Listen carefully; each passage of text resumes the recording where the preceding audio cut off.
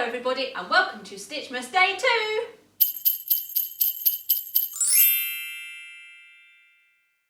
Today we are going to be making this reading cushion. Now these are great gifts for kids or adults, whoever, with their name on, a character and then a book popped in the front flap there of their choice. So let's get into the video. All the pieces you need are going to be listed in the description box below. So that's all the sizes of the fabric that you need to cut.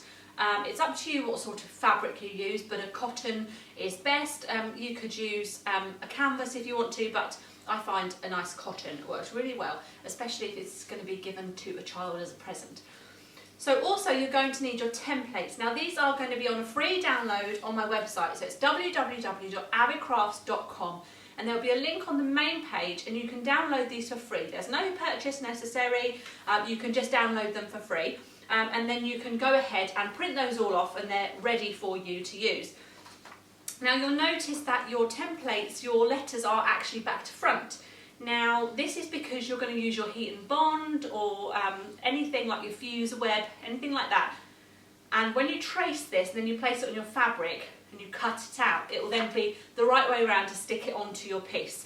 So they're already round the wrong way for you, and that's your whole alphabet you get to download, so you can do all the names you want to do, and it's obviously reusable, so you can print it off. If you save it onto your computer, you can print it off as many times as you like, and don't forget, of course, you can sell these reading cushions if you want to. There's no sort of angel policy on there. You'll also get your template for your characters. Now these are characters I found on the internet for personal use only. If you wanted to sell ones with characters on, you'll need to go on to say a Shutterstock and get the license for them, or of course you can draw your own, absolutely fine. I'm just not talented enough to draw my own. But what you've got is you've got a dinosaur, a unicorn and a shark, so you've got the options there if you wanted to do any of those characters. I'm actually going to do an Iron Man because this is for my son Sebastian. He loves Iron Man, so that's the one that we're going to do today. Right, enough waffling on. What else do we need? We need a stick and spray if you're not going to use a Bonder web. Now I haven't got any Bonder web today, so I'm going to use a stick and spray to adhere these characters and letters onto our piece. Now onto the stitching, which is what we all like to do.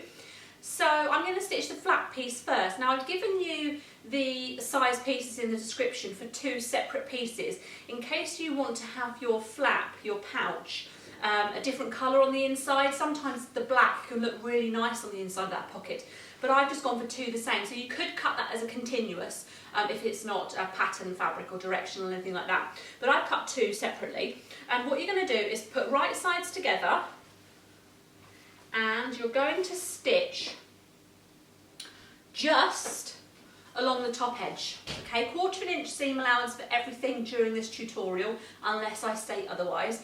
So just one stitch along there, and that's going to, when we fold it, make a really nice crisp top to the flap. So let's stitch.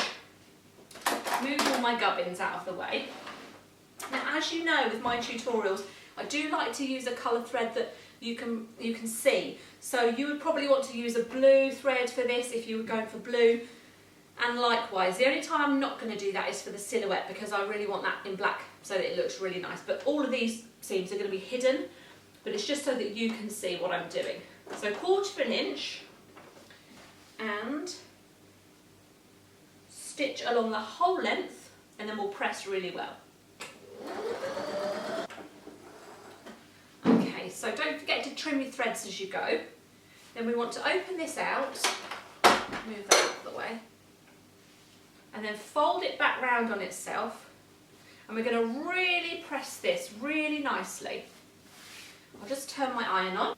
While the iron heats up, I want to talk to you about a giveaway that I'm going to be doing at the end of the video. So it's going to be for this fabulous jelly roll, design roll, whatever you call it, 2.5 inch strips. So make sure you watch till the very end, and I'm going to tell you how to enter to win this design roll.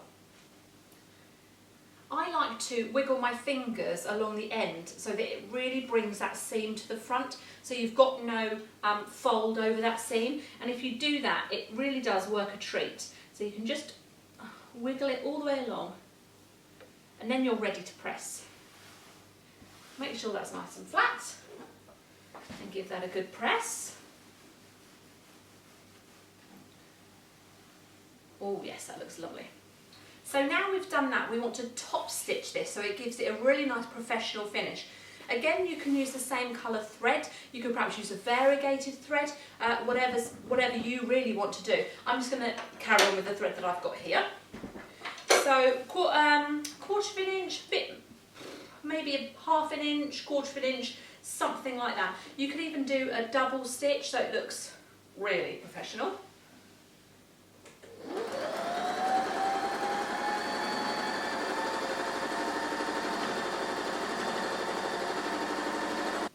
That looks really nice. So there you go, there's that lovely top stitching on your pocket piece. Right, now what we want to do is bring in the front piece. So, I believe this is my front piece, yes. So we're going to lay that flat out on our board, and we're going to take our pocket piece, and we're just going to lay that over the top. And what we want to do is make sure that bottom seam lines up with the bottom seam of the flap, of the front piece. So the reason why you're doing this is so that you can line up your character on the piece exactly where you want it, so it's not going to be hidden by the flap. Sometimes if you don't put that flap there, you might just underestimate where that line's going to come to. So it's best to line that up there and then just pin that into place. You're not going to attach it on yet, just pin it there so that you know what area you're working with. We're going to move on to our characters now. Now, as I said at the beginning, I don't have any heat and bond, but if you did, what you would do is you would place your heat and bond over the top, or your fuser web, or whatever it is you want to use, and then you would trace exactly on the line of the character. And then you want to leave a margin around when you cut it, so that when you press that onto your fabric, you then cut exactly on the line of the character, and you've got him then ready to just press on. And that's exactly the same with your alphabet as well. So you would place your heat and bond over the top, trace, margin, press, and cut right on the line. What I'm going to do is I'm going to cut out the margin, and then I'm going to use just my stick and spray, the June Taylor one, and put it onto my fabric and cut it out that way. So I'm just going to spray the back of the character, place it onto my fabric, and then, as you can see, he's quite well attached there, so I'm going to snip that all out, and then I'll come back to you when it's time to do the letters. So of course, don't forget you can photocopy this so that you've got multiple letters if you're cutting it this way, or of course you're just going to trace over them. You don't need to cut this out at all. But as my Seb is only 3 letters and all different letters, I'm just going to cut into this, S, and then E, and a B.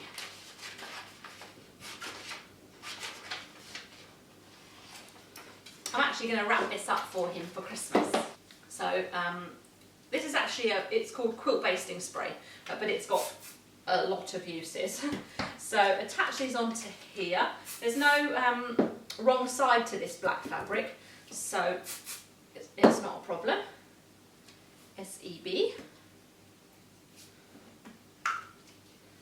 And then I'm just going to snip these out as well. These actually make really lovely gifts if you include a book into the pocket. Really lovely. I did that last year for my niece and my nephews. So my nephew William, he got a dinosaur cushion and he got a dinosaur book. And then my other nephew Finley, he got a shark book and a shark cushion. And then Olivia got a unicorn cushion with a unicorn book, or books. I think hers might have been a few books. So I've cut out all my characters, and all I'm going to do now is peel off the paper.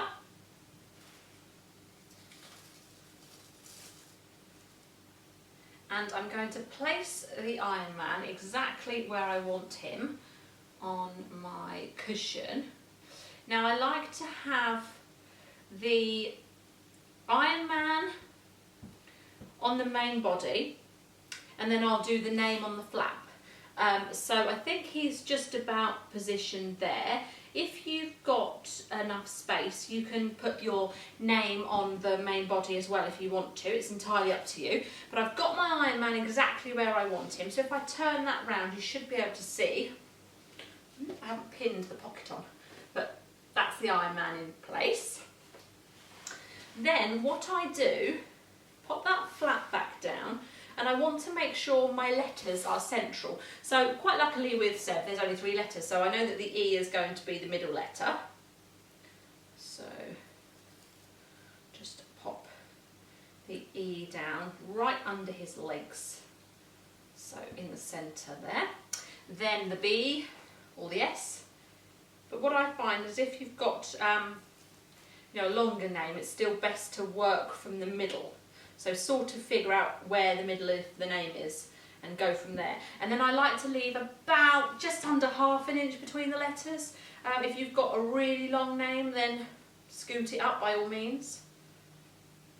So I think I'm quite pleased with the position. I'll see if I can turn it round so you can see just the letters. So there's Seb.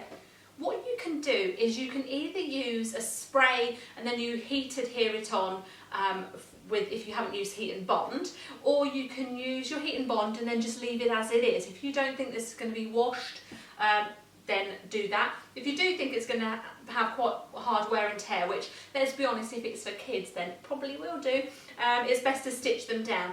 So for the letters, I tend to just use my normal foot and just go slowly around the inside of the letters. I don't mind if they sort of start to fray around the edges. If you've used heat and bond, you won't have that, but if you've done it this way, you will get a little bit of fraying. So if you don't want the fraying, then you could perhaps go around with a nice satin stitch, or a zigzag stitch, up to you entirely.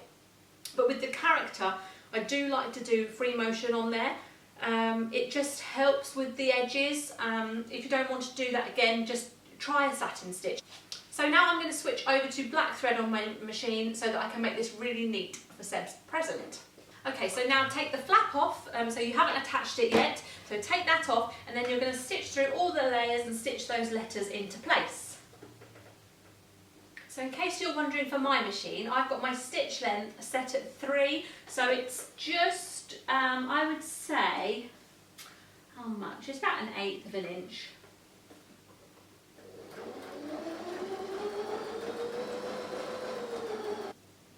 Right, so during stitching all that together, I actually decided to do a satin stitch on the Iron Man as well, just because I know that Seb's going to really treasure this, and he loves everything I craft, so I think that he's going to really enjoy this, so it's going to get a lot of wear and tear. So I've satin stitched around that, I've satin stitched around his name, and now we're going to construct it all together.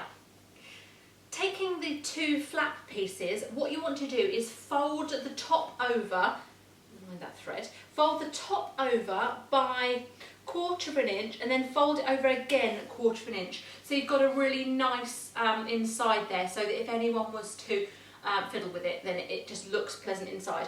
Press that and then top stitch it and repeat it on the other piece for the flap.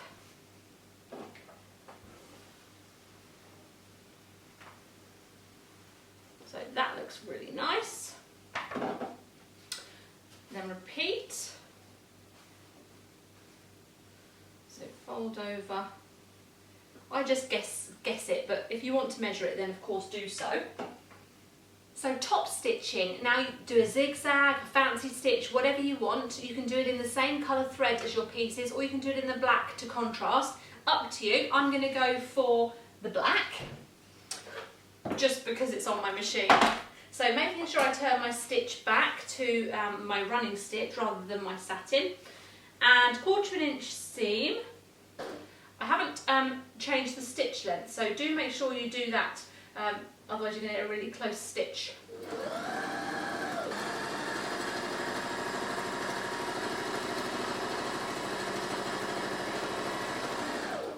Okay.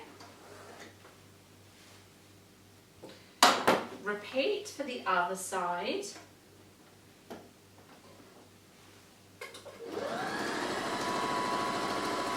Now when you're stitching all these pieces together, if you've got an overlocker, then you could use it to put all your pieces together.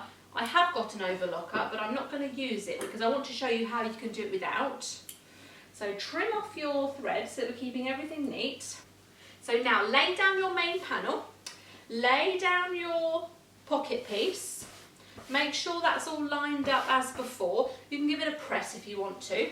Now you're going to start with the longer piece, and for your flap, and you're going to place that along the bottom face down, like so. Then you're going to do the same with the shorter piece, but that's going to go at the top, and make sure again that is face down.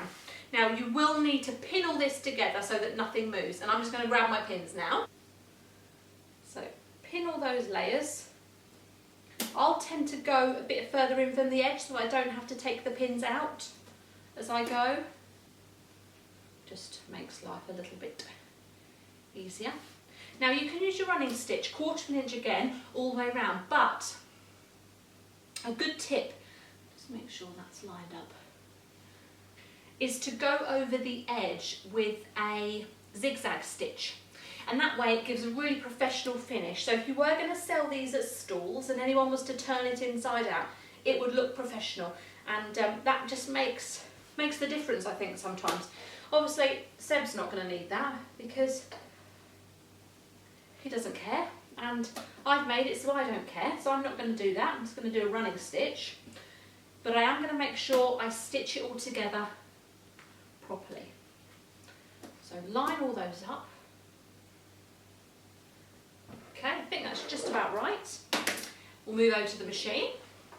So you've still got it on the running stitch from before. Now what I want to make sure is that the short flap is at the top, and I'm going to start from the top so that I'm pushing that flap down as I go. So I'm going to start on the right hand side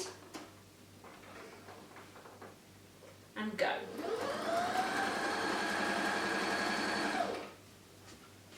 Keep everything straight as you go.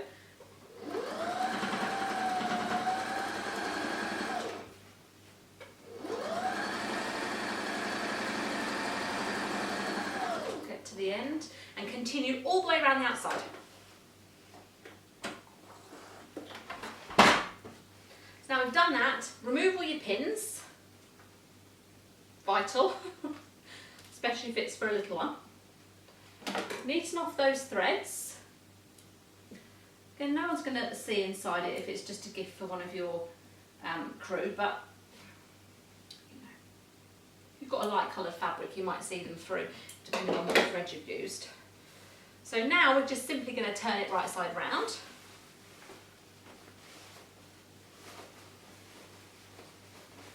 Like this.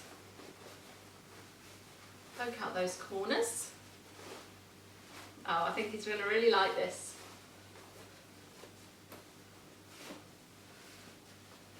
Pick up the top corners.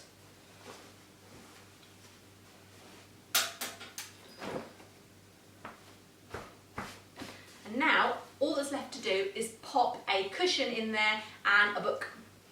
So there we are, our finished reading cushion, a little pocket there for their favourite books, favourite character of choice and their name on there, and I think that's a really, really great little gift to give over Christmas or birthdays, anything like that.